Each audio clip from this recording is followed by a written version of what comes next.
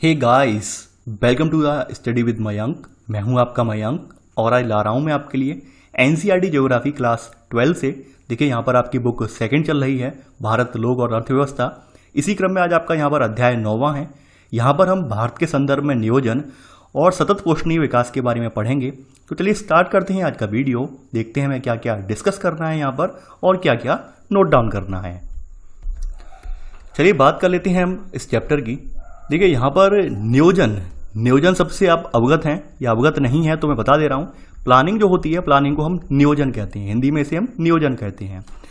आप सभी लोग प्लानिंग जानते हैं, प्लानिंग कब करते हैं, क्यों करते हैं, ये भी आप जानते हैं। मान लेते हैं एग्जाम्पल हम ले लेते हैं, या आपको कहीं घूमने जाना है, कहीं आपको टूर पर जाना है, कहीं घूमने जाना है आपको, तो आप प्लानिंग ये करेंगे कि भाई वहाँ पर जाकर हमें किस तरह से जाना होगा। हम यानी कि रेल के द्वारा जाएँ या फिर हवाई यात्रा के द्वारा जाएँ। फिर वहाँ पर पहुँचकर हमें वहाँ अपने गंतव्य तक पहुँचने के लिए हमें वहाँ पर कौन कौन साधन लेने होंगे, कौन कौन से। इसके अलावा आप सोचेंगे हमें वहाँ पर रुकना कहाँ होगा, कितना खर्च होगा, यहाँ पर उतना बजट बना के आप चलेंगे। तो ये सब क्या है, एक प्लानिंग है।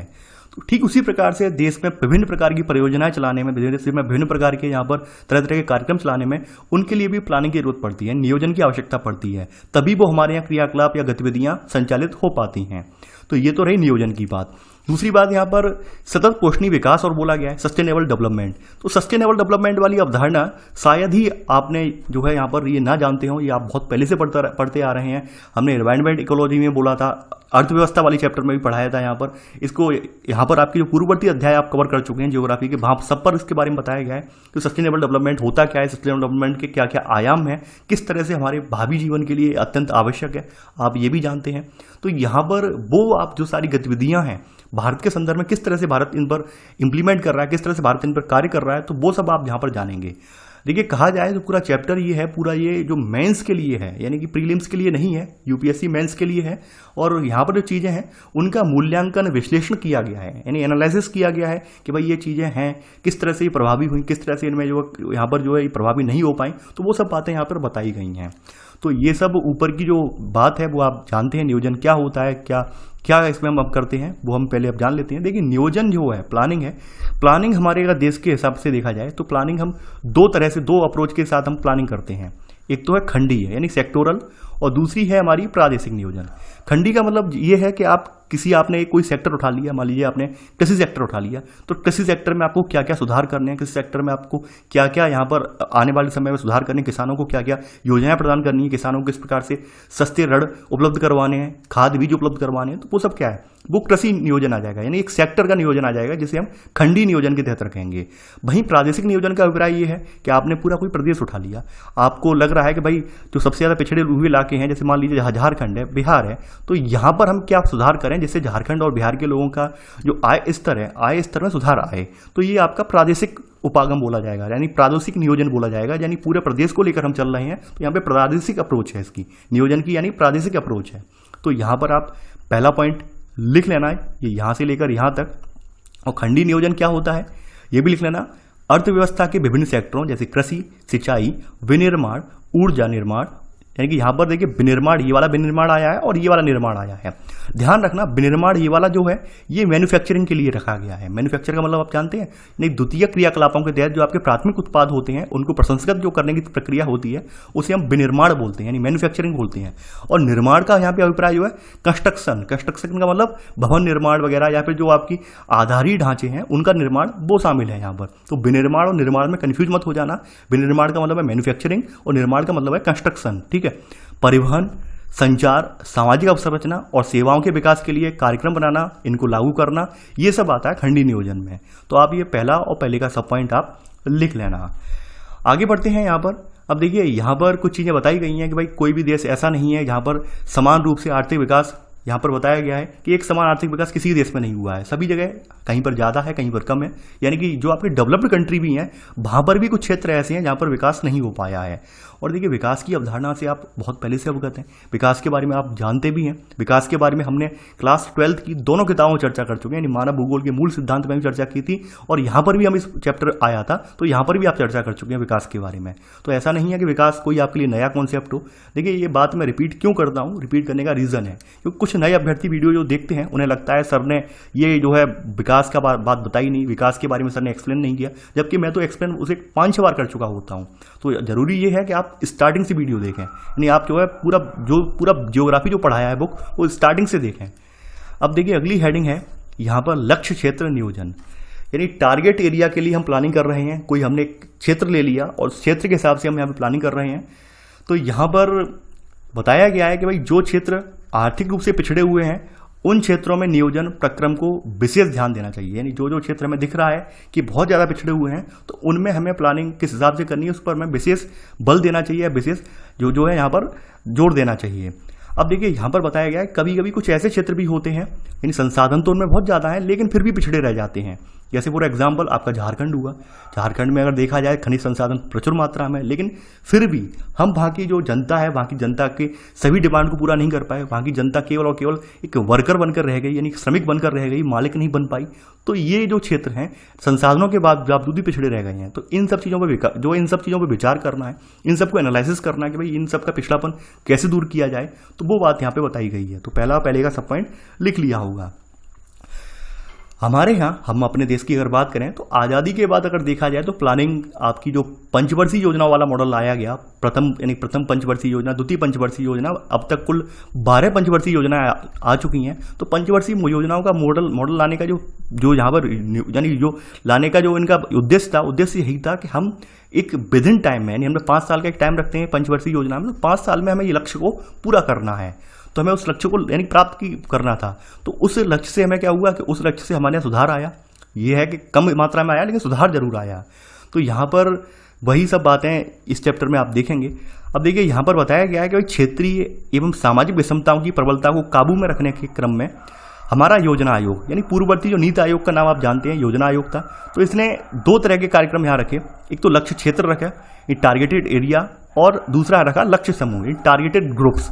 तो इन उपागमों को प्रस्तुत किया इसने, यानी इसने 2 तरह के उपागम जो थे प्रस्तुत किए आपके जो योजना आयोग ने एक तो रखा टारगेटेड एरिया के लिए और एक टारगेटेड समूह के लिए। आप समझ रहे होंगे टारगेटेड एरिया का मतलब ये है कि कोई क्षेत्र है, मान लीजिए झारखंड हुआ, आपका जो पूर्वोत्तर भारत के इलाके हुए, और कोई क्षेत्र हुआ, तो ये आपका लक्ष्य क्षेत्र हुआ। लक्ष्य समूह का मतलब ये है कि आप ये जानते हैं देश में SC ST जो जातियां हैं, यानी शेड्यूल्ड कास्ट और शेड्यूल्ड ट्राइब वाली जातियां हैं, ये आज भी गरीबी रेखा के नीचे जीवन यापन कर रही हैं। यानी इनकी अगर संख्या देखी जाए तो आपने अर्थशास्त्र में संख्या इनकी पढ़ी थी कि एक बड़ी मात्रा में ये लोग जो है आज भी श्रमिक बने हुए हैं, आज भी ये कहीं अच्छे पदों पर नहीं पहुंच पाए, आज भी ये लोग जो है 2 वक्त की रोटी के लिए इनके यहाँ जो है आज भी जो है संघर्ष करना पड़ रहा है। तो ये सब क्या है, ये लक्ष्य समूह है।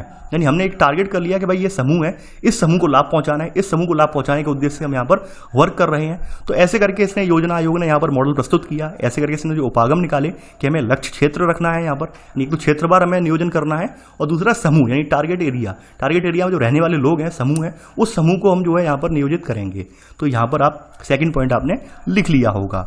अब देखिए यहाँ पर लक्ष्य क्षेत्रों की बात करें तो लक्ष्य क्षेत्रों की इंगित कार्यक्रमों में जैसे कुछ कार्यक्रम आ गए, जैसे आपके कमांड नियंत्रित क्षेत्र विकास कार्यक्रम, यानी जो कमांड एरिया जो कार्यक्रम थे, यानी कमांड का मतलब होता है कमांड, हमने किसी एरिया विशेष को कमांड दी है तो उसे कमांड नियंत्रित क्षेत्र विकास कहेंगे। इसके अलावा सूखाग्रस्त क्षेत्र विकास कार्यक्रम हमारे यहाँ आया। इसके अलावा पर्वतीय क्षेत्र विकास कार्यक्रम, तो ये क्या है, ये लक्ष्य क्षेत्र कार्यक्रम है। वहीं अगर बात करें आपके सेकंड सब पॉइंट की, लघु कृषक विकास संस्था SFDA, सीमांत किसान विकास संस्था MFDA, ये लक्ष्य समूह कार्यक्रम है, यानी एक विशेष लक्ष्य को पूरा कर रहे हैं, एक लक्ष्य विशेष को जो है उन्मुख कर रहे हैं, लक्ष्य विशेष को यहाँ पर रिप्रेजेंट कर रहे हैं। यानी इसमें क्या है, एक तो छोटे किसानों के लिए, एक ऐसे किसानों के लिए जो सीमांत किसान है, यानी हाशिए पर रखे हुए किसान हैं, उनके लिए प्रोग्राम है। तो ये इस तरह के प्रोग्राम क्या है, ये लक्ष्य समूह के लिए बोले जाएंगे। तो आपने यहाँ पर सेकंड सब पॉइंट नोट कर लिया होगा। आगे बढ़ते हैं यहाँ पर। अब देखिए यहाँ पर हमारे यहाँ जो 8वीं पंचवर्षीय योजना आई, तो 8वीं पंचवर्षीय योजना में जो पर्वतीय क्षेत्र हुए, उत्तर पूर्वी राज्य हुए, जनजातीय और पिछड़े क्षेत्र हुए, यहाँ पर अवसंरचना को विकसित करने के लिए विशिष्ट क्षेत्र योजना को तैयार किया गया। अवसंरचना का मतलब यहाँ पर ये है कि यहाँ पर इंफ्रास्ट्रक्चर डेवलप करना था, हमें जो बुनियादी ढांचा था, सड़क है, संचार साधन है, ये सब साधन हमें विद्युत वगैरह पहुँचानी थी, तो ये अवसंरचना हुई, यहाँ पर इंफ्रास्ट्रक्चर हुआ। तो ये इंफ्रास्ट्रक्चर के लिए हमने जो रखा है यहाँ पर, इसे 8वीं पंचवर्षीय योजना में रखा है। अब अगली हेडिंग आप डालेंगे यहाँ पर पर्वतीय क्षेत्र विकास कार्यक्रम। अगली हेडिंग आपकी यही है, पर्वतीय क्षेत्र विकास कार्यक्रम। इसके बारे में जानेंगे। देखिए, पर्वतीय क्षेत्र विकास कार्यक्रम यहाँ पर देखा जाए, अभी आपने ऊपर एक पॉइंट लिखा है कि भाई 8वीं पंचवर्षीय योजना में, देखिए ध्यान रखना, ये अवसंरचना वाला कार्यक्रम है, यानी इंफ्रास्ट्रक्चर डेवलप करना है, इसका कार्यक्रम है अवसंरचना वाला। जबकि पर्वतीय क्षेत्र विकास कार्यक्रम की स्टार्टिंग हुए तो उसमें कृषि सुधारों की बात कही गई थी और छोटे मोटे रोजगारों की बात कही गई थी। तो कंफ्यूज मत हो जाना। अभी आप कहेंगे सर आपने 8वीं पंचवर्षीय योजना बताई है, नीचे 5वीं पंचवर्षीय योजना आ गई, ये क्या चक्कर है? ये चक्कर यही है कि 8वीं में ये रखा गया है कि भाई यहाँ पर अब इंफ्रास्ट्रक्चर वगैरह बनाना है, यानी यहाँ पर प्रॉपर वे में कनेक्टिविटी हमें देनी है रोज, यानी यहाँ पे कनेक्टिविटी के साथ साथ तमाम तरह के यहाँ पर जो निर्माण है, निर्माण कार्य भी करवाए जाने हैं, तो वो अवसंरचना के तहत रखा गया। तो यहाँ पर हेडिंग डाल ली होगी आपने, पर्वतीय क्षेत्र विकास कार्यक्रम। देखिए, पर्वतीय क्षेत्र विकास कार्यक्रम की अगर हम बात कर लें यहाँ पर इस कार्यक्रम की, तो ये कार्यक्रम आपका 5वीं पंचवर्षीय योजना में स्टार्ट किया गया और यहाँ पर इसके अंतर्गत जिले कौन कौन से रखे गए वो भी आप जान लीजिए। इसके अंतर्गत यूपी, यानी यूपी के उस समय सारे पर्वतीय जिले, आप ये जानते हैं यूपी का जो यहाँ पर डिवाइड किया गया, यूपी को सन 2000 में किया गया है और ऐसे करके उत्तराखंड एक पृथक राज्य बनाया बाद में। तो यहाँ पर उस समय उत्तराखंड इसी में शामिल था, यानी जब ये 5वीं पंचवर्षीय योजना के दौरान उत्तराखंड यूपी का ही हिस्सा था और वो पहाड़ियाँ जो है, आज जो पहाड़ियाँ आज आप देख रहे हैं वो यूपी में ही पड़ती थी। इसके अलावा मिकिर पहाड़ियाँ आपकी मेघालय में है, असम की उत्तरी कछार की पहाड़ियाँ हैं, पश्चिम बंगाल का दार्जिलिंग जिला है, तमिलनाडु के नीलगिरी आदि जिले हैं। ऐसे मिलाकर टोटल 15 जिले यहाँ पर इसमें शामिल किए गए थे इस प्रोग्राम के जरिए। तो पहले का सब पॉइंट आपने नोट कर लिया होगा। आगे बढ़ते हैं यहाँ पर। अब देखिए, यहाँ पर सेकंड पॉइंट कहा गया है 1981 में इस पर्वतीय क्षेत्र विकास कार्यक्रम के तहत एक पिछड़े क्षेत्रों पर राष्ट्रीय समिति बनाई गई थी, जिसने क्या कहा, इसने ये भी सिफारिश की कि इनके आसपास के ऐसे क्षेत्र हैं या फिर ऐसे पहाड़ी इलाके हैं जिनकी ऊंचाई 600 मीटर से ज़्यादा है, वो भी इस योजना के तहत शामिल कर लिए जाएं। तो यहाँ पर वही लिखा गया है कि भाई 1981 में पिछड़े क्षेत्रों पर राष्ट्रीय समिति ने उन सभी पर्वतीय क्षेत्रों को पिछड़े पर्वतीय क्षेत्रों में शामिल करने की सिफारिश की जिनकी ऊंचाई 600 मीटर से अधिक है और जिनमें जनजातीय उप योजना लागू नहीं हुई है, यानी कि ये आपकी ऊपर वाली पर्वतीय क्षेत्र विकास कार्यक्रम जिनमें लागू नहीं हुआ है। और ऐसे क्षेत्र हैं जिनकी मान लीजिए कोई पहाड़ी है, उस पहाड़ी पर रहने वाले लोग हैं, उस पहाड़ी की ऊंचाई 600 मीटर है, आपने उस क्षेत्र शामिल नहीं किए लेकिन आपको वो भी करने हैं, इसने ये यहाँ पर अनुशंसा की। सेकंड पॉइंट नोट कर लिया होगा।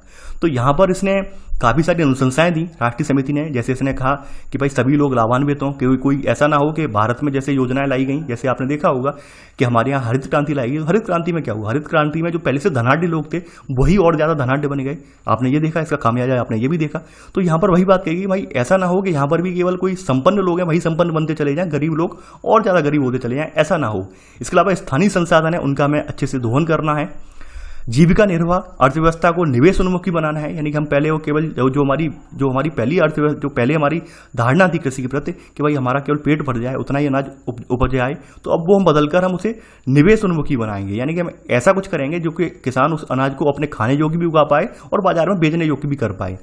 दूसरी बात है, अंतर प्रादेशिक व्यापार में पिछड़े क्षेत्रों में शोषण ना हो, यानी कि जो क्षेत्र व्यापार की दृष्टि से पिछड़े हुए हैं, यानी कि मान लेते हैं मूल वहाँ पर जो कोई मंडी वगैरह नहीं है, आसपास के स्थानों में कोई ऐसा जो स्थान नहीं है जहाँ पर अपना केंद्रीय स्थान नहीं, जहाँ पर वो अपना अनाज वगैरह बेच पाते हो, तो ऐसे में उन्हें बिचौलिए या दलाल वगैरह को अनाज बेचना पड़ता है। तो बिचौलिए या दलाल क्या करते हैं, औने पौने दाम पर, यानी कम दामों पर अनाज खरीदते हैं, तो ऐसे करके किसानों को दिक्कत भी होती है।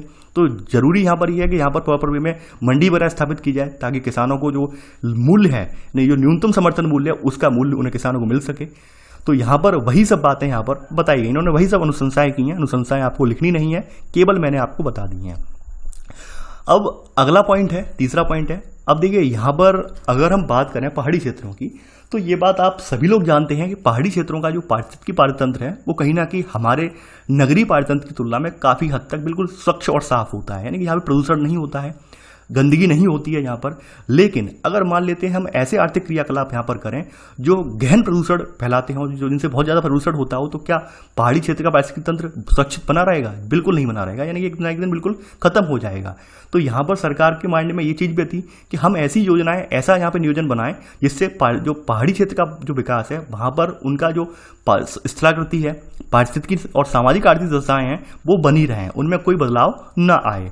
तो यहाँ पर थर्ड पॉइंट आप ये नोट कर लेना, आपने लिख लिया होगा। अब देखिए, ये जो कार्यक्रम है आपके बताए गए हैं, ये कार्यक्रम लिख लेना। ये कार्यक्रम सब पॉइंट कहाँ कहाँ पर बताया गया है। लघु तथा ग्रामीण उद्योगों का विकास करने के लिए इस स्थानीय संसाधनों को उपयोग में लाने के उद्देश्य से बनाए गए, यानी कि यहाँ पे उद्देश्य यही था कि स्थानीय संसाधन है उन लोगों के पास, उन्हें ही अधिक, यानी उनका ही उचित प्रकार से हम दोहन करें और उसी का दोहन करके हम अपना आर्थिक विकास करें। तो ये यहाँ पर बात की गई थी इन कार्यक्रमों में। तो आपने थर्ड का सब पॉइंट नोट कर लिया होगा। आगे बढ़ते हैं। अगला कार्यक्रम आपका आता है सूखा संभावी क्षेत्र विकास कार्यक्रम। ये आपका जो है ये भी 5वीं पंचवर्षीय योजना में सूखा संभावी क्षेत्र विकास कार्यक्रम रखा गया। इसका भी मॉडल यहाँ पे प्रस्तुत किया गया। यहाँ पर हमारे सामने सबसे बड़ा चैलेंज ये था कि भाई जो सूखा प्रभावित क्षेत्र हैं यानी उन्हें ड्राउट फ्री बनाना, उन्हें जो सूखा प्रभावित क्षेत्रों को हम जो है सूखा मुक्त बनाना।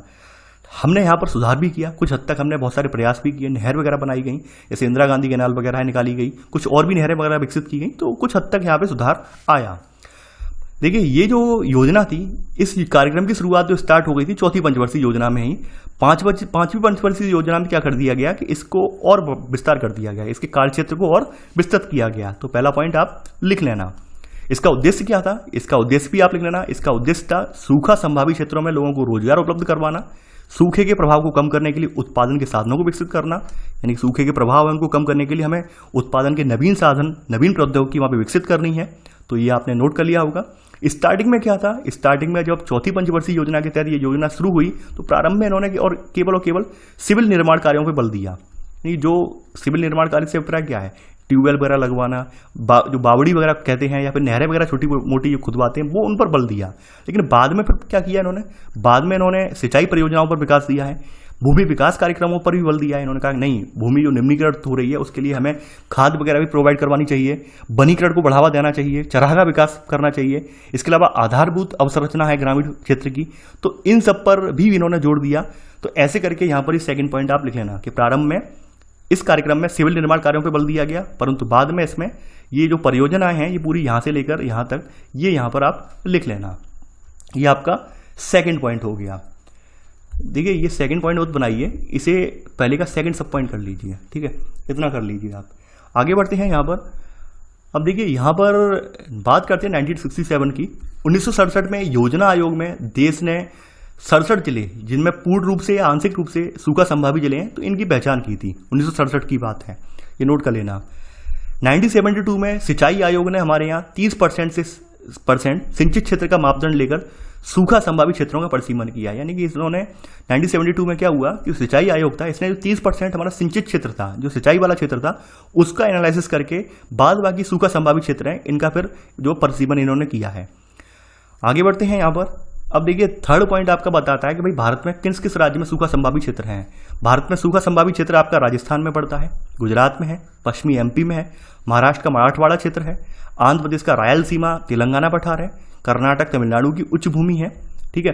तो इनमें ये उच्च भूमि तथा आंतरिक भाग में, ठीक है, ये फैले हुए हैं। ये बीच का लिख लेना यहाँ पर, ठीक है, ये थर्ड पॉइंट में आप लिख लेना कि ये यहाँ पर ये फैले हुए हैं। तो आपने थर्ड पॉइंट ये नोट कर लिया होगा। तो ऐसे करके हमने उन क्षेत्रों को यहाँ पे चिन्हित किया है और उनके लिए हमने तमाम कार्यक्रम वगैरह भी चलाए हैं। तो उन कार्यक्रमों में से एक दो कार्यक्रमों का जिक्र यहाँ पर किया गया है चैप्टर में, तो आपने थर्ड पॉइंट यहाँ पर नोट कर लिया है। देखिए यहाँ पर अब जो आर्टिकल है वो केस स्टडी के रूप में है। केस स्टडी का मतलब ये है, यहाँ पर ये बताया गया है कि सरकार की जो नियोजन की योजना थी, उन योजनाओं का इन क्षेत्रों पर क्या असर पड़ा, तो उनकी केस स्टडी की गई है। पूरा बताया गया है, पूरा बताया गया है कि भाई कहाँ पर सुधार किया हमने, सुधार करने के उपरांत भी क्या क्या खामियां रह गई हैं, पूरा बताया गया है यहाँ पर। तो आप हेडिंग डाल लेना, केस अध्ययन भरमौर क्षेत्र में समन्वित जनजातीय विकास कार्यक्रम जो लागू किया गया, उससे क्या लाभ हुए, उससे मतलब इस क्षेत्र में क्या पहचान मिली, इस क्षेत्र को क्या मतलब जो है क्या क्या लाभ हुए, ठीक है। तो वो हम यहाँ पर देखेंगे। बात कर लेते हैं भरमौर की। भरमौर आपका एक जनजातीय क्षेत्र है, यानी जनजातीय जिला के रूप में चिन्हित है, और ये हिमाचल प्रदेश के चंबा जिले में पड़ता है। यहाँ पर इसकी दो तहसील हैं, भरमौर और होली शामिल हैं। और ये जो है 21 नवंबर 1975 को अधिसूचित जनजातीय क्षेत्र है, यानी कि 21 नवंबर 1975 को इसे जो है अनुसूचित जनजातीय क्षेत्र का दर्जा दिया गया है। ये भी इसी में लिख लेना पहला पॉइंट।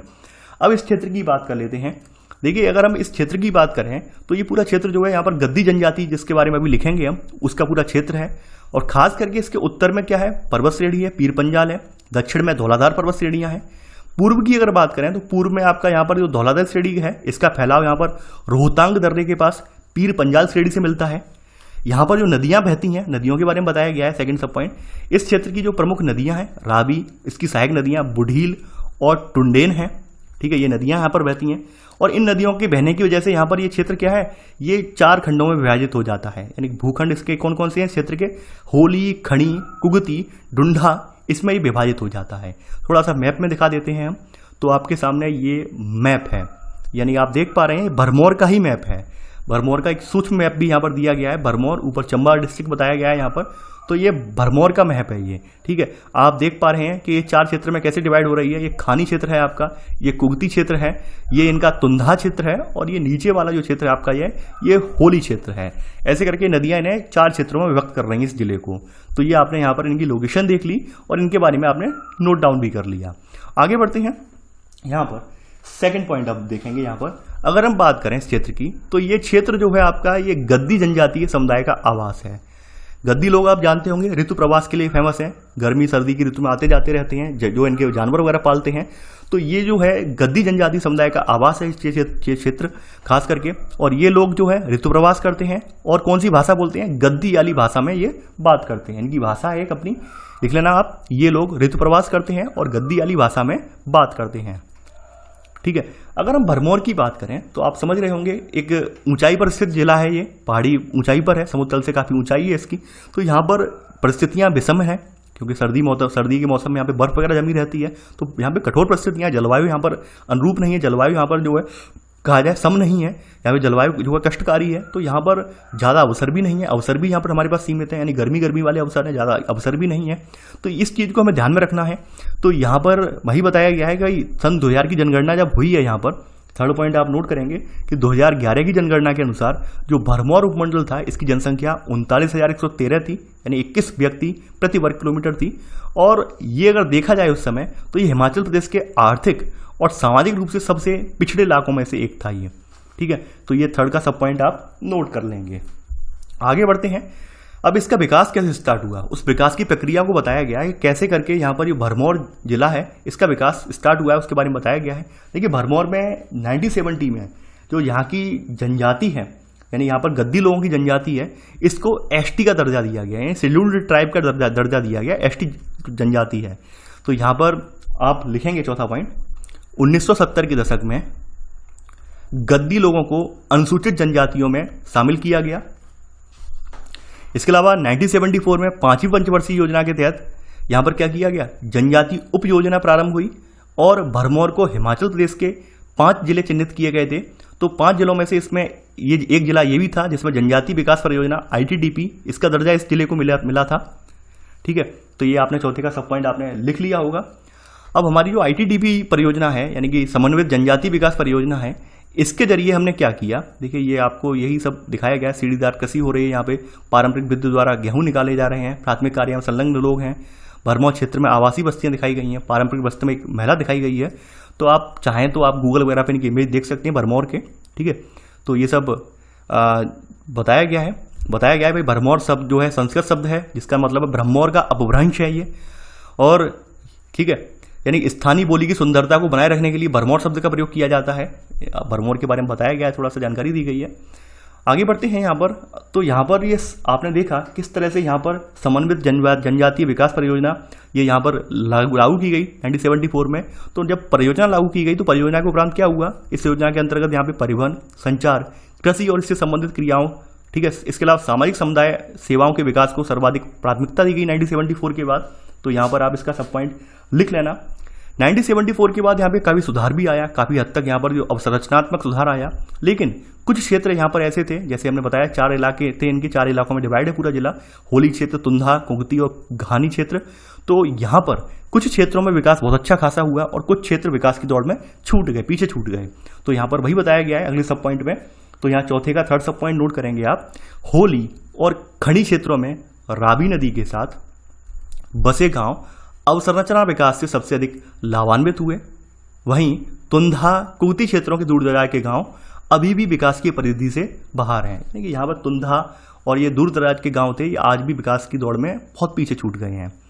तो यहाँ पर कहा जाए कि यहाँ पर ये आपका पूरी तरह से ये मॉडल काम नहीं कर पाया, हम तो ये मानेंगे, यानी अभी भी यहाँ पर इस मॉडल पर और वर्क करने की जरूरत है, ताकि यहाँ पर सभी जो इलाके हैं यहाँ के, उन सभी में विकास का एक समान स्तर प्राप्त हो जाए। अब देखिए, जैसा कि आप सभी जानते हैं, जब कहीं पर विकास होता है, डेवलपमेंट होता है, तो वहाँ पर जो लोगों का जीवन स्तर है उसमें भी सुधार आता है। लोगों का जो जीवन स्तर, रहन सहन का स्तर है, शैक्षिक स्तर है, इन सब में सुधार आता है। तो उस सुधार का नमूना आपके सामने भी है। जैसे यहाँ बताया गया है कि भाई लिंग अनुपात में सुधार आया, बाल विवाह में कमी हुई, यानी लोगों में अज्ञानता थी, उसके जरिए बाल विवाह करते थे। जब अज्ञानता यानी कि जब लोगों को ज्ञान प्राप्त हुआ तो बाल विवाह में कमी आई। और यहाँ पर स्त्री शिक्षा का अनुपात की बात की जाए, यहाँ पर अगर देखा जाए तो इस क्षेत्र में स्त्री साक्षरता जो थी 1971 में 1.88% थी, यानी कितनी कम थी आप सोचिए। और वहीं 2011 में बढ़कर ये 65% हो गई साक्षरता दर। आप समझ सकते हैं, यानी कि यहाँ पर दर काफ़ी बड़ी है। इसके अलावा यहाँ पर पहले जो लोग जीविका निर्वाह कृषि करते थे, यानी केवल और केवल अपने खाने भर के लिए अनाज उगाते थे, आज वो जो है यहाँ पर कहा जाए नकदी अनाज भी उगा रहे हैं, यानी इतना अनाज भी उगा रहे हैं जिसको वो बाजार में बेच सकें। नहीं, परंपरागत अर्थव्यवस्था से ये लोग थोड़ा जो है पशुओं के उत्पादन पर बल दिया गया है, इसमें और भी चीज़ों पर, नकदी फसलों वगैरह पर अब ये फोकस कर रहे हैं। यानी अब वो केवल जीविका निर्वाह नहीं रह गए, ये लोग ये नकदी फसलों को उपजा रहे हैं और इसके जरिए अच्छा खासा लाभ भी कमा रहे हैं। तो यहाँ पर ये लिखना नहीं है, केवल आप जान लीजिए। आगे बढ़ते हैं, छठा पॉइंट। अब देखिए छठा पॉइंट आप लिखेंगे, 20वीं शताब्दी के अंतिम 3 दशकों के दौरान भरमौर क्षेत्रों में दालों और अन्य नकदी फसलों की खेती में बढ़ोतरी हुई। आप समझ जाएंगे, इससे पहले जो है पारंपरिक फसलों की खेती होती थी, परंपरागत तरीके में वही जीविका निर्वाह कृषि होती थी। तो छठा पॉइंट आपने लिख लिया होगा। अब देखिए यहाँ पर देखा जाए, इस क्षेत्र की जो अर्थव्यवस्था है इसमें पशुचारण का महत्व भी घट रहा है। घटने का मतलब क्या है वो भी बताया गया है कि आज कुल जो पारिवारिक इकाइयाँ हैं उनका 10वां भाग ही ऋतु प्रवास करता है। ऋतु प्रवास करने का सबसे बड़ा रीजन ये था कि इनके पास बड़ी संख्या में मवेशी होते थे, बड़ी संख्या में इनके पास मवेशी होते थे, तो उनके खाने पीने की व्यवस्था करने के लिए इन्हें जो है ऊपर नीचे आना जाना पड़ता था। तो अब क्या है, लोगों के पास मवेशी है नहीं, तो अपनी जो स्टॉक करते हैं अनाज, वो स्टॉक करते हैं राशन पानी, वो इनके लिए पर्याप्त हो जाता है। तो यही बताया गया है कि आज हम देख सकते हैं कि यहाँ पे पशुचारण जो कम हो गया है। कम होने का रीजन ये है कि आज केवल और केवल जो पारिवारिक इकाइयां उनका 10वां भाग ही ऋतु प्रवास करता है, लेकिन गद्दी जनजाति जो है यहाँ पर आज भी प्रवास कर रही है। गद्दी जनजाति आज भी जो है प्रवास करती है, लिख लेना इसी में ही। तो यहाँ पर कहा जाए जो विकास है, विकास तो हुआ है लेकिन एक समान विकास नहीं हो पाया है। ये जरूर कहेंगे विकास नहीं हुआ है, ये बिल्कुल नहीं कह सकते, लेकिन विकास हुआ है लेकिन एक समान नहीं हो पाया है। आने वाले सालों में, आने वाले दिनों में हो सकता है यहाँ पर और सुधार आए। तो ये तो आपके सामने एक मॉडल था, आपने देखा कि एक परियोजना किस तरह से, एक परियोजना से कैसे सुधार आया, लोगों का जीवन स्तर सुधरा, किस तरह से हमारे यहाँ पे जो शैक्षिक स्तर था, निम्न से शैक्षिक स्तर से हमने एकदम उच्च शैक्षिक स्तर तक पहुंच गए। तो ये सब सुधार तभी संभव है जब सरकार प्रयास करेगी, सरकार जो अवसरचनात्मक प्रयास करेगी तो सुधार आएगा। इस बात से ये बात साफ हो गई। अब अगली हेडिंग है सतत पोषणीय विकास। सतत पोषणीय विकास की अवधारणा जो है, सस्टेनेबल डेवलपमेंट की अवधारणा आप पहले भी पढ़ चुके हैं और यहाँ पर वो चीज़ रिपीट भी हो रही है। विकास का मतलब आप जानते हैं, वृद्धि विकास के बारे में आपने पढ़ा था। वृद्धि विकास का एग्जाम्पल वही है कि मान लीजिए किसी नगर की जनसंख्या 5 वर्षों में 1 लाख से 2 लाख होना, ये क्या है, एक वृद्धि है। वहीं 2 लाख जनसंख्या को प्रॉपर वे में रहन सहन की सुविधा प्रदान करना, जो जल वगैरह, जो जल है पीने योग्य जल है उसकी जो व्यवस्था प्रदान करना, स्वच्छ वातावरण, स्वच्छ जलवायु और जो आधारित अवसंरचना है, सड़क वगैरह, स्कूल वगैरह या फिर कहा जाए हॉस्पिटल वगैरह का होना, ये क्या है, ये विकास के द्योतक हैं। तो वृद्धि विकास के बारे में आप पहले भी पढ़ चुके हैं। देखा जाए विकास जो है, विकास एक जीवन पर्यंत चलने वाली प्रक्रिया है। यानी कि विकास आपने देखा था जो है विकास ये जीवन पर्यंत चलता है, ऐसा नहीं है विकास एक समय के बाद रुक जाए। और विकास का जो है कहीं ना कहीं मानव से और मानव के आसपास के वातावरण के साथ एक संबंध है, यानी एक जो है अंतर्निहित संबंध है, और दोनों जो है उन्हीं संबंधों के आधार पर विकास मानव का होता है। तो ये बातें आप जानते हैं। यहाँ पर विकास के आयाम लिख लेते हैं यहाँ पर। तो अगला पॉइंट यहाँ पर आप पहला पॉइंट नोट करेंगे कि विकास एक बहुआयामी संकल्पना है। आयाम का मतलब आप जानते होंगे, जैसे ये त्रिभुज है, त्रिभुज में कितने आयाम हुए, त्रिभुज में 3 आयाम हुए, ABC ये 3 आयाम हुए। तो यहाँ पर विकास जो है इसका कोई एक आयाम नहीं है, इसके बहुत सारे डायमेंशन है, बहुत सारे आयाम हैं। यानी कि केवल मान लीजिए एग्जाम्पल दे सकता हूँ, आर्थिक विकास ही विकास नहीं हो सकता, यानी लोग आर्थिक रूप से आगे बढ़ जाएं तो ये विकास नहीं है। शैक्षिक रूप से भी आगे बढ़ना चाहिए, स्वास्थ्य का स्तर भी अच्छा खासा होना चाहिए, इसके अलावा खुशहाली स्तर भी अच्छा खासा होना चाहिए। तो ये सब सामाजिक स्तर भी अच्छा खासा होना चाहिए, ये भी विकास के पार्ट हैं, ये भी विकास के आयाम हैं। ठीक है, यानी आपने देखा होगा कुछ जातियां ऐसी हैं, जैसे एग्जांपल में देता हूँ, ये शेड्यूल कास्ट है। शेड्यूल कास्ट के व्यक्ति आज भी जो है समाज में जो है कहीं ना कहीं सामाजिक जीवन या सामाजिक बराबरी का दर्जा पाने के लिए जद्दोजहद कर रहे हैं, चाहे बेशक वो किसी भी ऊंचे पद पर पहुंच गए हों, चाहे वो कितना भी अच्छा कमा रहे हों, लेकिन सामाजिक बराबरी की हैसियत से आज भी वो जो है पिछड़े माने जाते हैं, आज भी लोग उनके साथ भेदभाव कर रहे हैं। तो विकास की दौड़ में हमारे सभी जो लक्ष्य हैं, सभी आयाम हैं, लगभग उन सभी को पूरा करना वास्तव में विकास है। विकास में किसी एक आयाम को पूरा कर लेना मात्र विकास नहीं है व्यक्ति का, जबकि हमें सभी आयामों पर चर्चा करनी होगी। यानी कि मान लेते हैं कोई SC वाला व्यक्ति है, उसके लिए केवल और केवल नौकरी लग जाना पर्याप्त नहीं है।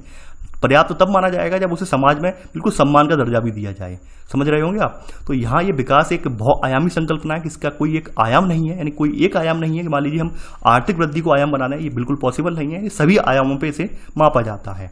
तो यहाँ पर आप पहला पॉइंट यही लिखेंगे कि विकास एक बहुआयामी संकल्पना है, ठीक है।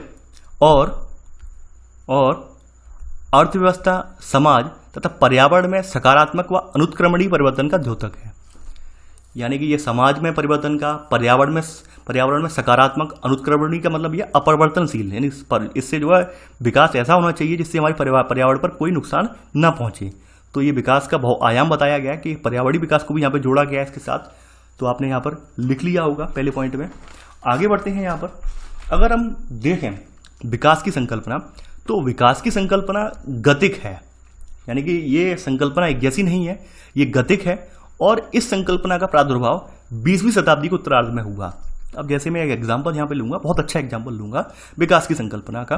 आज से 10 साल पहले या 20 साल पहले, ठीक है, 20 साल पहले आपने देखा होगा कि किसी गांव में बिजली पहुंचना, यानी कि जो इलेक्ट्रिसिटी है वो पहुंचना एक विकास का द्योतक था। यानी 20 साल पहले जो ग्रामीण स्तर पर अगर बिजली पहुंच गई है, यानी लाइट पहुंच गई है, तो गांव में ये माना जाता था भाई गांव का विकास हो गया। आपने सुना होगा कि भाई फलाने गांव में लाइट है तो वहाँ पे विकास हो गया, हाँ वाकई में गांव बहुत अच्छा गांव है। लेकिन आज के समय में क्या है, क्या वो लाइट पहुंचना यहाँ का विकास हो गया? नहीं। अब यहाँ पर जरूरतें हमारी चेंज हो गई।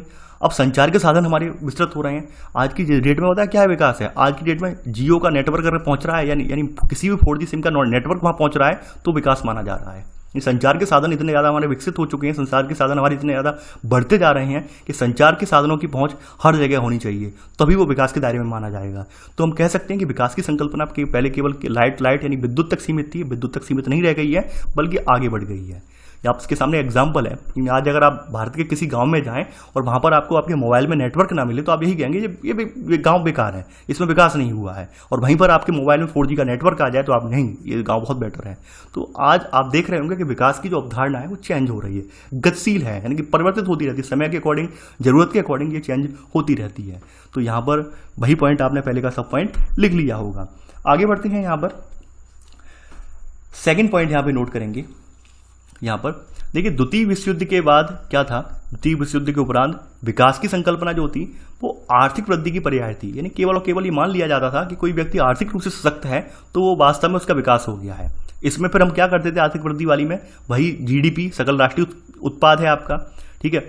इसके अलावा जो है प्रति व्यक्ति आय, प्रति व्यक्ति उपभोग में समय के साथ बढ़ोतरी के रूप में हम ये माप लेते थे। यहाँ पे किसी व्यक्ति की जो विकास की संकल्पना इसी रूप में हम माप लेते थे। तो सेकंड पॉइंट आपने लिख लिया होगा। लेकिन आपने देखा होगा कि यहाँ पर एक दिक्कत थी। दिक्कत ये थी कि यहाँ पर जो है एक गरीबों की मात्रा भी बहुत ज़्यादा बढ़ रही थी। द्वितीय विश्व युद्ध के बाद लोगों के पास साधन नहीं थे, जॉब नहीं थी, तो क्या था यहाँ पे भुखमरी, गरीबी की मात्रा बढ़ती जा रही थी। तो यहाँ पर तमाम जो हैं लोग हैं, तमाम जो दार्शनिक प्रचारों वाले लोग थे, तमाम जो है यहाँ पे अर्थशास्त्री वगैरह थे, उन्होंने ये यहाँ पर इस बात पर जोर दिया कि केवल और केवल जो आपकी GDP को काउंट करने वाली अवधारणा ही पर्याप्त नहीं है, इसमें कुछ आमूल चूल परिवर्तन भी करने होंगे जिससे कि हमारे जो गरीब हाशिए पर लोग हैं वो भी इसमें शामिल हो सकें, वो भी उनका भी हम यहाँ पे मूल्यांकन कर सकें। तो यहाँ पर क्या हुआ, 1970 के दशक में पुनर्वितरण के साथ वृद्धि और तथा वृद्धि और समानता जैसे वाक्यांश विकास की परिभाषा में शामिल किए गए। यानी कि हमने यहाँ पे कुछ और वाक्यांश शामिल किए। पुनर्वितरण के साथ वृद्धि, यानी पुनर्वितरण का मतलब ये संसाधन वगैरह है उनका वितरण हमने पुनः करवाया यूरोप वगैरह वाले देशों में, और वृद्धि और समानता जैसे वाक्यांश यहाँ पे लेकर आए कि भाई लोग जो आर्थिक वृद्धि हो रही है, आर्थिक वृद्धि में लोग कितना ऊपर पहुंच पाए हैं, तो ये सब इसमें शामिल और किए गए। लेकिन ये भी फिर परिभाषा पर्याप्त नहीं थी। आपको पता है कि हमारे यहाँ महबूब उल हक ने फिर बाद में जो है डॉक्टर महबूब उल हक और आपके अर्थशास्त्र भारतीय अर्थशास्त्री जो हैं, तो इन्होंने मिलकर यानी कि अमर्त्य सेन जी ने मिलकर बाद में अपने अपने विचार दिए हैं। तो यहाँ पे कुछ और आयाम जोड़े गए हैं और उन आयामों के फलस्वरूप ये जो अवधारणा है, यानी कि जो आपकी ये परिभाषा है, फिर से परिवर्तित हो गई विकास की। और अब क्या हुआ है, 1980 के दशक तक विकास एक बहुआयामी संकल्पना के रूप में उभरा। डॉक्टर महबूब उल हक ने जो अपनी थ्योरी दी, इसमें समाज के सभी लोगों के लिए बृहद स्तर पर सामाजिक और भौतिक कल्याण का समावेश किया गया। यानी कि आपने देखा होगा सामाजिक और भौतिक कल्याण वाली अवधारणा पहले नहीं थी, ये बाद में जब डॉक्टर महबूब उल हक और अमर्त्य सेन का जो साझा प्रयास हुआ है उसके फलस्वरूप ये बाद में ये अवधारणा इसमें रखी गई है। और उसी के बाद से यहाँ पे आप जानते होंगे कि मानव विकास रिपोर्ट जारी करना जो शुरू हुआ है। तो ये सब चीज़ें यहाँ पर आप पहले से जानते हैं, खैर यहाँ पर रिपीट हो रही हैं, तो आप ये पॉइंट लिख लीजिए। यानी ये आपका सेकंड सब पॉइंट है।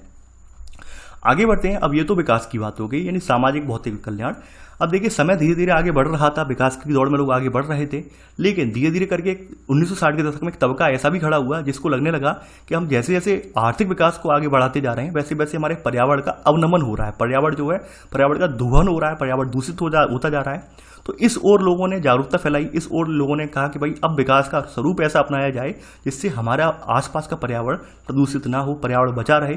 यकीन मानिए पर्यावरण बचा रहेगा तो लोगों की जो आबादी है वो बची रहेगी, और पर्यावरण अगर नहीं बचा रहेगा तो यकीन मानिए लोगों की जो आबादी है धीरे धीरे करके खत्म हो जाएगी। तो ऐसे करके यहाँ पे पर्यावरण को बचाने की मुहिम शुरू हुई। जब पर्यावरण को बचाने की मुहिम शुरू हुई तब वहाँ पर सस्टेनेबल डेवलपमेंट वाली अवधारणा का विकास हुआ है। तो यहाँ पर आप कुछ पॉइंट हैं उन्हें आप लिखेंगे। यहाँ पर थर्ड पॉइंट में आप लिखेंगे यहाँ पर 1968 में प्रकाशित एहरलिच की पुस्तक द पॉपुलेशन बॉम्ब, और 1972 में मीडोस और अन्य के द्वारा लिखी गई पुस्तक थी द लिमिट टू ग्रोथ के प्रकाशन ने पर्यावरणविदों की चिंता और भी गहरी कर दी। इसी में सब पॉइंट इस घटना के परिप्रेक्ष्य में विकास के एक नए मॉडल जिसे हम सतत पोषणीय विकास कहा जाता है इसकी शुरुआत हुई। यानी कि यहाँ पर पश्चिमी देशों में एक विस्तृत चर्चा स्टार्ट हो गई कि भाई हम जो विकास को आगे बढ़ाते चले जा रहे हैं, आप अंधाधुंध तरीके से खनिज संसाधनों का दोहन कर रहे हैं, क्या इसका धरती पर असर नहीं पड़ेगा, क्या हमारे पर्यावरण पर असर नहीं पड़ेगा। इस बात पर जो बहस स्टार्ट हो गई, इस बात पर चर्चा स्टार्ट हो गई। उसके फलस्वरूप क्या होता है, फिर बाद में जो यूएन यानी कि संयुक्त राष्ट्र संघ ने भी इस बात को अपने संज्ञान में लिया, और संज्ञान में लेते हुए इसने जो है विश्व पर्यावरण और विकास आयोग की स्थापना कर दी। तो यहाँ पर आप चौथा पॉइंट लिखेंगे कि पर्यावरणीय मुद्दों पर विश्व समुदाय की बढ़ती चिंता को ध्यान में रखकर संयुक्त राष्ट्र ने विश्व पर्यावरण और विश्व विकास आयोग WCD की स्थापना की, और इसके प्रमुख कौन बनाई गई थी, नॉर्वे की प्रधानमंत्री गरो हरलेम ब्राटलैंड बनाई गई थी। ये चौथे का सब पॉइंट आपने लिख लिया होगा। देखिए ये जब आयोग बन चुका तो इस आयोग ने अपनी एक रिपोर्ट जारी की जिसका नाम था अवर कॉमन फ्यूचर, या फिर इसे ब्रटलैंड रिपोर्ट भी कहते हैं। ये 1987 में प्रस्तुत की। तो जब इसने रिपोर्ट दी है, इस रिपोर्ट में इसने जो है अपनी विकास की परिभाषा इसने बोली है, वो परिभाषा आप पहले भी पढ़ चुके हैं, उन्हें पढ़ा चुका हूँ। वो परिभाषा यही है कि हम, यानी यहाँ लिखा गया है कि एक ऐसा विकास जिसमें भविष्य में आने वाली पीढ़ियों की आवश्यकता की पूर्ति को हम प्रभावित किए बिना वर्तमान पीढ़ी द्वारा अपनी आवश्यकता की पूर्ति करना। यानी हमारे पास जो संसाधन मौजूद हैं वो संसाधन हम आज अपने काम में भी ले लें और हमारे बच्चों के लिए, हमारे बच्चों के बच्चों के लिए भी वो संसाधन बने रहें। तो ये जो विकास का मॉडल था इसे सस्टेनेबल विकास कहा गया है, सतत पोषणीय विकास वाली अवधारणा कहा गया। तो आपने ये लिख लिया होगा। तो ये तो सस्टेनेबल डेवलपमेंट की बात हो गई। अब देखिए अगली केस स्टडी की गई है आपकी यहाँ पर, ये की गई है इंदिरा गांधी नहर पर, इंदिरा गांधी कमांड क्षेत्र, ठीक है, कमांड यानी इंदिरा गांधी कमांड एरिया में जो नहर निकाली गई है उसकी बात कही गई है यहाँ पर। तो ये अगली हेडिंग आप डाल लीजिए, केस स्टडी इंदिरा गांधी नहर कमांड क्षेत्र। कमांड का मतलब कमांड एरिया, यानी हमने एक कमांड दी है पूरी एरिया को, और इस एरिया को हमें लक्षित रूप में लाभ प्रदान करवाना है। तो ये कमांड एरिया के रूप में चिन्हित किया गया है यहाँ पर। तो इसका प्रयास किसने किया था वो भी हम देख लेते हैं। देखिए पहले जो आपकी इंदिरा गांधी नहर थी इसे राजस्थान नहर के नाम से जाना जाता था, अमूमन सभी लोग जानते हैं। और 1948 में एक इंजीनियर थे, एक इंजीनियर के प्रयास के द्वारा ये परियोजना स्टार्ट हुई थी। तो यहाँ पर पहला पॉइंट आप लिखेंगे यहाँ पर 1948 में कंवर सेन द्वारा संकल्पित यह नहर परियोजना 31 मार्च 1958 को प्रारंभ हुई। ये कहाँ से कहाँ तक निकलती है, ये नहर जो है पंजाब में हरिके जो बांध है वहाँ से निकलती है। राजस्थान के थार मरुस्थल में पाकिस्तान सीमा जो है, यानी पाकिस्तान, मान लीजिए ये पाकिस्तान बॉर्डर चल रहा है, ये पाकिस्तान बॉर्डर है, तो पाकिस्तान बॉर्डर के पैरेलल में बह रही है इस तरह से। यानी यहाँ से और यहाँ के बीच की जो दूरी है नहर से पाकिस्तान बॉर्डर की वो 40 किलोमीटर दूरी है, 40 किलोमीटर दूरी है, ठीक है। तो यह समानांतर 40 किलोमीटर की औसत दूरी पर यह बहती है। यह आपने पहले का सब पॉइंट नोट कर लिया होगा। आगे बढ़ते हैं यहाँ पर। देखिए यहाँ पर ये नहर तंत्र है, इस नहर तंत्र की जो टोटल लंबाई है, लेंथ कितनी है, वो है 9060 किलोमीटर लंबाई है, जिससे 19.63 लाख हेक्टेयर कृषि योग्य कमान क्षेत्र में सिंचाई की सुविधा प्रदान ये करेगी। यानी इसमें एक्सपेक्टेड क्षेत्र कितना है, 19.63 लाख हेक्टेयर कृषि योग्य क्षेत्र को ये पानी पहुंचा रही है, सिंचित कर रही है ये, ठीक है। तो आपने पहले का सेकंड सब पॉइंट नोट कर लिया होगा। बात करें नहर के निर्माण की, तो देखिए नहर का निर्माण यहाँ पर जो हुआ है वो आपका 2 फेसेस में हुआ है, 2 चरणों में हुआ है। पहले चरण में क्या हुआ है, पहले चरण में यहाँ पर जो कमान क्षेत्र है गंगानगर, हनुमानगढ़ और बीकानेर, इनकी जिले के उत्तरी भाग में ही पड़ता है इनका पहला चरण, ठीक है, ये लिख लिया होगा आपने। दूसरे चरण में यहाँ पर क्या किया गया है, चरण 2 में यहाँ पर कमान क्षेत्र में बीकानेर, जैसलमेर, बाड़मेर, जोधपुर, नागौर और चुरू जिले लिए गए हैं, तो इनका ये क्षेत्र यहाँ पर फैला हुआ है। तो ऐसे करके दो तरह के यहाँ पर चरणों में, दो तरह से चरणों में पूरी की गई ये परियोजना है, ठीक है। अब देखिए यहाँ पर नहर जब निकाली गई तो आप जानते होंगे यहाँ पर कुछ क्षेत्र ऐसे भी होंगे जिनकी ऊंचाई ज़्यादा होगी। मान लीजिए ये नहर है तो ये नहर से कुछ क्षेत्र ऊंचे भी होंगे ऐसे करके, और कुछ क्षेत्र यानी मान लीजिए नहर ही बह रही है और कुछ क्षेत्र हो सकता है यहाँ पर उस बहती नहर से कुछ ऊंचाई पर हो, यानी ये नहर निकल के जा रही है और मान लीजिए ये क्षेत्र थोड़ा ऊंचा है। तो ऐसे में क्या किया जाए, ऐसे में लिफ्ट वाली जो छोटी छोटी नहरें हैं, लिफ्ट का मतलब क्या होता है कि ऊंचाई पे हमने एक नहर निकाल दी और यहाँ पर मोटर वगैरह से यहाँ पर इसमें पानी भरना स्टार्ट कर दिया, तो लिफ्ट बोलते हैं, लिफ्ट सिंचाई बोलते हैं। तो वो भी हमने यहाँ पे प्रयास किया है। तो यहाँ पर आप लिखेंगे अगला पॉइंट, इंदिरा गांधी नहर तंत्र में सभी लिफ्ट नहरें मुख्य नहर के बाएं किनारे बने, यानी कि ये नहर जो आ रही है इसके, यानी कि अगर उधर से देखें, यानी अपने इस साइड से देखेंगे तो हमारा लेफ्ट ये हुआ, हमारा लेफ्ट ये हुआ और राइट ये हुआ। अगर हम अपनी साइड से यहाँ से देखें और हम अगर पंजाब की तरफ से अगर आ रही है तो पंजाब की तरफ से इसका लेफ्ट राइट देखें, यानी पंजाब की तरफ से ऐसे आ रही है नहर, ये इस तरह से आ रही है, और पंजाब की तरफ से देखें तो लेफ्ट ये होगा और राइट ये होगा। तो यानी कि यहाँ पर ये वाला हिस्सा ऊंचाई में है, तो यहाँ पर हमने लिफ्ट नहरें बनाई हैं, यानी इनमें जो है बोर बार बार मशीनों से हम ऊपर उठाकर इनमें पानी भरते हैं, ठीक है। तो ये बाएं किनारे से निकलती हैं और मुख्य नहर के दाएं किनारे पर सभी नहरें प्रभाव प्रणाल है, यानी अपने आप पानी उनमें चला जाता है, उनके लिए हमें कोई पंप वगैरह, पंप सेट वगैरह नहीं लगाने पड़ते हैं। तो वो बताया गया है, थर्ड पॉइंट आपने नोट कर लिया होगा। आगे बढ़ते हैं। अब देखिए यहाँ बताया गया है कि भाई इससे फायदा भी हुआ डेजर्ट वाले हिस्से में और नुकसान भी हुआ। फायदा क्या हुआ वो भी बताएंगे यहाँ पर, यानी इससे इस क्षेत्र को पर्यावरणीय परिस्थितियों पर सकारात्मक और नकारात्मक दोनों प्रकार के प्रभाव पड़े। फायदा यहाँ पर ये हुआ कि भाई वनीकरण हुआ, चरागाह विकसित हुए, तो यहाँ की भूमि हरी भरी हो गई। लेकिन साथ ही साथ बहुत ज़्यादा सिंचाई की वजह से, जल का बहुत ज़्यादा प्रयोग करने की वजह से जल भराव हुआ, मृदा लवणता जो है, ये सब समस्याएं यहाँ पर उत्पन्न हो गई। तो यहाँ पर लाभ भी हुआ और हानियां भी हुई। तो चौथा पॉइंट लिख लिया होगा, चौथे का सब पॉइंट। देखिए यहाँ पर पहले जो पारंपरिक फसलें बोते थे, तो पारंपरिक फसलें पहले इनकी जो ऐसी होती थी जिनमें जल की कम आवश्यकता पड़ती हो, लेकिन जब से यहाँ पर नहर का विकास हुआ है तब से ये गहन सिंचाई वाली फसलें भी प्रयोग करने लगे हैं। जैसे बताया गया है कि यहाँ की पारंपरिक फसलें पहले चना, बाजरा, ग्वार थी, लेकिन अब क्या है, गेहूं, कपास, मूंगफली और चावल ने स्थान ले लिया है। तो ये आपने यहाँ पर पांचवा पॉइंट नोट कर लिया होगा। देखिए यहाँ पर आगे वाला पोर्शन है, मैं ये लिखवाऊंगा नहीं, मैं यहाँ पर इसके लिए बारे में सुझाव दिया गया है कि किस तरह से इसने जो है पूरा पारिस्थितिक और पर्यावरणीय तंत्र को जहाँ परिवर्तित कर दिया इस नहर के निकालने से, तो उस पारिस्थितिक पर्यावरण तंत्र को हम कौन से उपाय अपनाएं जिससे वो बचा रहे। तो उसके बारे में यहाँ पर कुछ उपाय सुझाए गए हैं, यहाँ पर कुछ उपाय सुझाए गए, लिखना नहीं है। तो यहाँ पर बताया गया है कि इस कमान क्षेत्र में सतत पोषणीय विकास को बढ़ावा देने के लिए 7 उपाय प्रस्तावित हैं। इसमें 5 जो हैं वो पारिस्थितिक संतुलन के उपाय हैं। कौन कौन से हैं? पहला उपाय तो यहाँ पर ये कहा गया है कि भाई जल प्रबंधन नीति का कठोरता से कार्यान्वयन करना, यानी कि हम जल प्रबंधन की नीति अपनाएं। जल प्रबंधन नीति के जरिए हम यहाँ पर जो पूरा प्रॉपर प्लानिंग है लोग, ठीक है, यानी लोग उस पानी को वेस्टेज ना करें, पानी की एक बूंद का उपयोग करें, इस तरह की हम प्रबंधन नीति बनाएं। दूसरी बात यहाँ पर बताई गई है, सस्य प्रतिरूप में सामान्यतः जल सघन फसलों को नहीं बोया जाना चाहिए, यानी कि हम यहाँ पर ऐसी फसलें नहीं बोएं जिनमें जल की बहुत ज़्यादा उपयोगिता होती, जल की बहुत ज़्यादा आवश्यकता पड़ती है, ऐसी फसलों से बचें, ठीक है।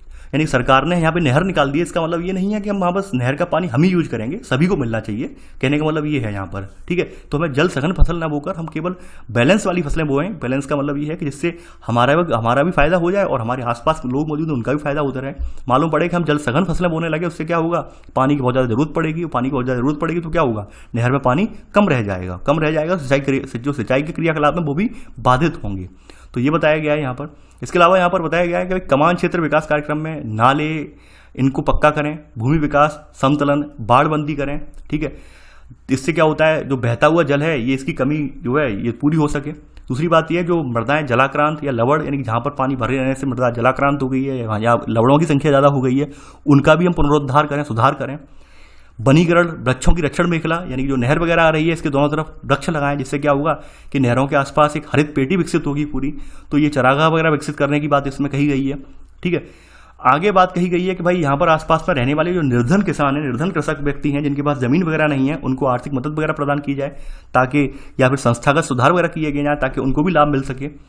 साथ ही के साथ यहाँ पर जो है गांव-गांव कृषि केंद्र, कृषि सेवा केंद्र, विपणन केंद्र, यानी मंडी वगैरह यहाँ पे स्थापित करने की बात की गई है, जिससे किसान जो अपनी उपजाई हुई फसल है उसको बाजार में बेच सकें, उन्हें जो उचित मूल्य प्राप्त हो सके। तो ये सब बातें इस चैप्टर में कही गई हैं। देखिए चैप्टर ज़्यादा बड़ा नहीं था और देखा जाए चैप्टर में पूरा आपका जो है समझने वाला चैप्टर था, कोई यहाँ पे रटने वाला चैप्टर नहीं है। ये सब जो चैप्टर आपके सामने लाए जाते हैं, इनका उद्देश्य क्या होता है? इनका लाने का उद्देश्य यही होता है कि आप अपने माइंड में, आपसे कहा जाए, एनालाइज करिए, किसी चीज़ को आप एनालिसिस करिए, क्या लाभ हुआ है, क्या नुकसान हुआ है, और नुकसान अगर हुआ है तो इसमें सुधार कैसे करेंगे हम।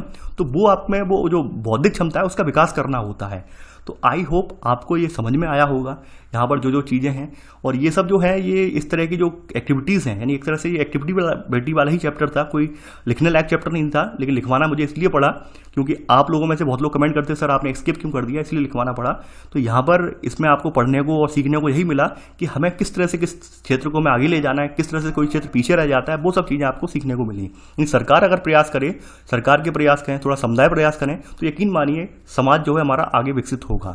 और सरकार केवल प्रयास करती है, समाज प्रयास नहीं करता है, तो यकीन मानिए समाज में वो बैलेंस स्थापित नहीं हो पाएगा, वो समानता स्थापित नहीं हो पाएगी। यानी सरकार को भी प्रयास करना चाहिए और समाज को प्रयास करना चाहिए। यानी जिस क्षेत्र में कभी साक्षरता 1.88% थी, वहां पे 65% पहुंच गई। तो ये कैसे पहुंची? ये पहुंचने का रीजन क्या था कि भाई थोड़ा सरकार ने सुधार किया, कुछ सरकार ने परियोजनाएं चलाई, कुछ वहां के लोग भी जागरूक थे, कुछ लोगों ने भी उसे अपनाया। तो ऐसे करके यहाँ पर इसे जो है क्षेत्र के विकास में योगदान मिला। तो यहाँ पर कोई भी क्षेत्र आगे तभी बढ़ेगा जब हम मिलजुल कर समन्वित विकास की योजना बनाएंगे। ठीक है, तो ये बात आपने समझ ली। यहाँ पर सभी योजनाओं का जिक्र नहीं किया गया, कोई 2 योजनाएं इन्होंने ली हैं और 2 योजनाएं आपने देख ली। तो चलिए आज के लिए बस इतना ही। आई होप आपको ये चैप्टर पसंद आया होगा। देखिए आप लोग वीडियो को लाइक शेयर करना बिल्कुल ना भूलिए, और देखिए परेशान बिल्कुल भी ना हो, हम बिल्कुल खत्म करने के करीब हैं। और आई होप आप आने वाले 3 दिनों में आपके 3 चैप्टर बचे हुए वो भी खत्म हो जाएंगे। तो आप लोग परेशान बिल्कुल भी ना हो, अब आप बिल्कुल खत्म नहीं, यानी हमारी खत्म, यानी जो ज्योग्राफी है इसके नोट्स आपके कंप्लीट होने वाले हैं। इसके बाद केवल अभ्यास चलेगा, तो आप लोग परेशान बिल्कुल भी ना हो। चलिए आज के लिए बस इतना ही। Thanks for watching. जय हिंद।